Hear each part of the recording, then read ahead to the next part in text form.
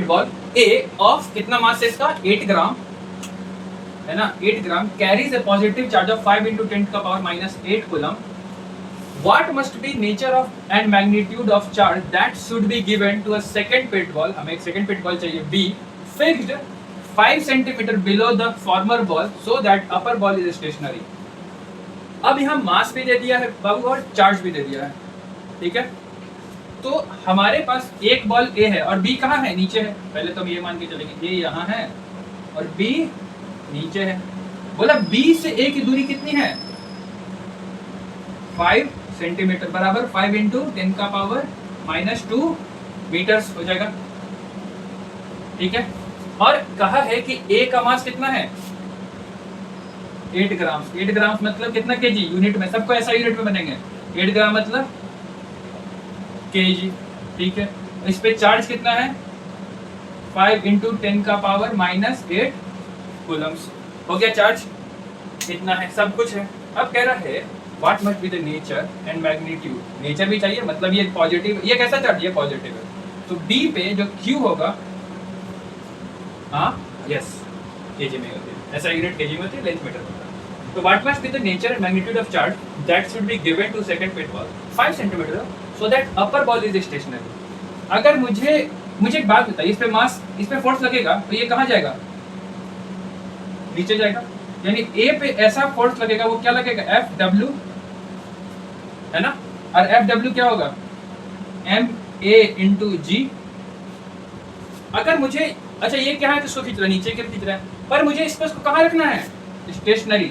तो हम इस पे इतना ही फोर्स अगर ये लगा दे, ये फोर्स लगा दे, ये बी इस पे इतना ही फोर्स लगा दे, यानी ए पे ऊपर की दिशा में, तो हमें, तो ये इस पे क्या रखेंगे, ये कौन सा लगेगा, क्योंकि देखिए gravitational force is always attracted, it will pull towards it. तो रिपल्सिव फोर्स कौन सा क्रिएट करेगा, कूलम्बिक फोर्स है ना. और अगर ये पॉजिटिव है तो हमें कैसा फोर्स चाहिए, नेचर कहना चाहिए पॉजिटिव कि नेगेटिव, पॉजिटिव चाहिए. Q इज ग्रेटर देन 0 होना चाहिए ना, Q इज ग्रेटर देन 0 होना चाहिए, मतलब पॉजिटिव होना चाहिए. और तभी ये F ड्यू टू FC मतलब F कूलम्बिक जो होगा ये रिपल करेगा, है ना.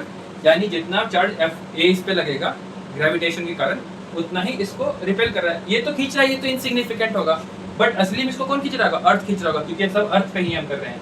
अर्थ पे खींच रहा होगा वो mg हो जाएगा, और जो इसको अपोज करेगा वो इस पे होगा, और इस पे चार्ज कैसा होगा, पॉजिटिव होगा. तभी पॉजिटिव एंड पॉजिटिव इसको रिपेल करेगा, तब बी इसको अपने से दूर भेजेगा. यस. तो अगर हम ए का फ्री बॉडी डायग्राम बना दें, हाँ, तो ma into g हो जाएगा, और इस पे हो जाएगा, मान लीजिए इसका फोर्स इधर +q था, इसको हम मान के चलते हैं हो जाएगा q मान लेते हैं, बड़ा q मान लेते हैं. तो F ड्यू टू q या b इधर की ओर हो जाएगा, और ये Fw हो जाएगा. कोई दिक्कत है यहाँ तक, नहीं दिक्कत. तो सॉल्यूशन में हम क्या लिख सकते हैं, अगर इसको स्टेशनरी रखना है तो नेट फोर्स क्या होना चाहिए, बैलेंस्ड होना चाहिए. इनर्शिया ऑफ रेस्ट कभी लगेगा, स्टेशनरी होने के लिए क्या लगना चाहिए, इनर्शिया ऑफ रेस्ट लगना चाहिए. इनर्शिया ऑफ रेस्ट लगेगा तो नेट फोर्स बैलेंस हो जाएगा, यानी नो नेट एक्सेलरेशन. तो जिस स्थिति में है, जिस अवस्था में है, उसी अवस्था में रहेगा. तो ये अगर आपका ग्रेविटेशनल फोर्स इधर पुल कर रहा है तो repulsive force due to positive charge will push to the up. तो हम लिख देंगे सो, यहाँ पे क्या हो जाएगा, सो ग्रेविटेशनल लिख सकते हैं ना, ग्रेविटेशनल पुल इज टूवर्ड्स अर्थ या डाउनवर्ड, है ना, downward. So upward force is needed, upward force is needed. It will कहां से आएगा, come from Coulombic repulsive force, है ना, कूलम्बिक रिपल्सिव फोर्स. और कैसा होगा कूलम्बिक रिपल्सिव फोर्स, तो इसका Q है, हमें Q की वैल्यू निकालनी है. तो क्या होगा coulombic repulsive force due to किसके कारण, ड्यू टू B, है ना. That is nature of B तो पता चल गया कि nature of charge on B is positive.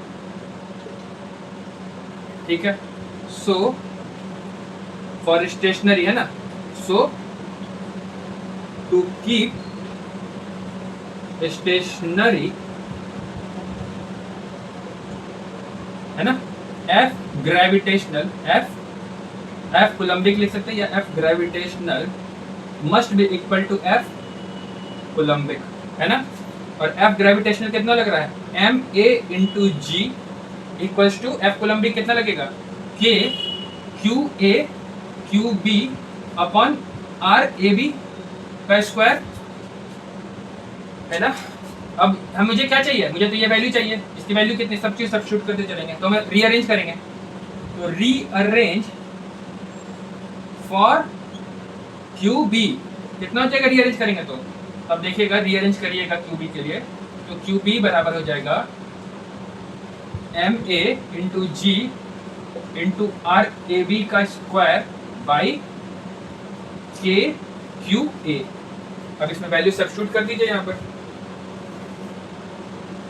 हाँ करिए करिए, क्यू बी बराबर कितना हो जाएगा,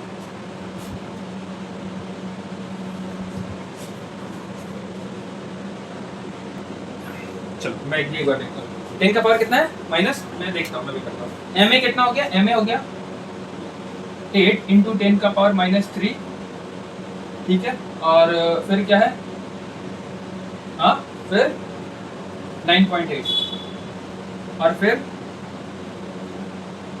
5 इंटू 10 का पावर माइनस 2 का होल स्क्वायर है ना, सेंटीमीटर में, अपॉन 9 इंटू 10 का पावर 9 और फिर क्यू ए कितना है,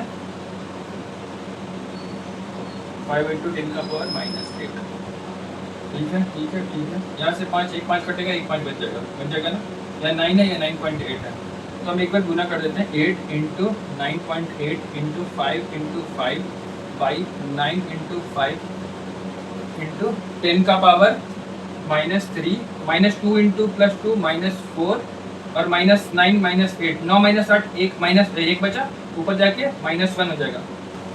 सो यहाँ पे हो जाएगा कितना हो जाएगा, इंटू 10 का power minus 8 minus 3 minus 4 minus 1 minus 8 आ जाएगा, और इसको गुना करेंगे तो ये कितना हो जाएगा, है ना, 9 से 98 बन करेगा तो ये हो जाएगा 10.9 हो जाएगा, ये 5 से 5 कैंसिल हो गया, ये 5 से 5 2 आ गया, 2 से 4 आ गया, ये 2 गया मिला देते, और ये पार्ट आपका आ जाएगा, ये भी 9 से 9.8 कटेगा है ना, तो ये आपका पार्ट आ गया 4 इंटू 10.9 जो हो जाएगा 43.6 इंटू 10 का पावर माइनस 8 कूलम्स, जो कि हो जाएगा 4.36 इंटू 10 का power minus 7 coulombs Q B, और क्यू बी कैसा है, पॉजिटिव है। तो नेचर भी मिल गया और मैग्नीट्यूड भी मिल गया, काफी आसान सवाल है। ग्रेविटेशनल फोर्स और कोलम्बिक फोर्स को दोनों को एक साथ लिया है, और ये पूरा कैलकुलेशन इसी तरीके से होगा, बहुत आसान था, बट ये एक्सप्लेनेशन देना आना चाहिए था, है ना। इसका हम फ्री बॉडी डायग्राम बनाएंगे और ये भी करेंगे, ठीक है। इस तरीके के क्वेश्चन करिए, थैंक यू।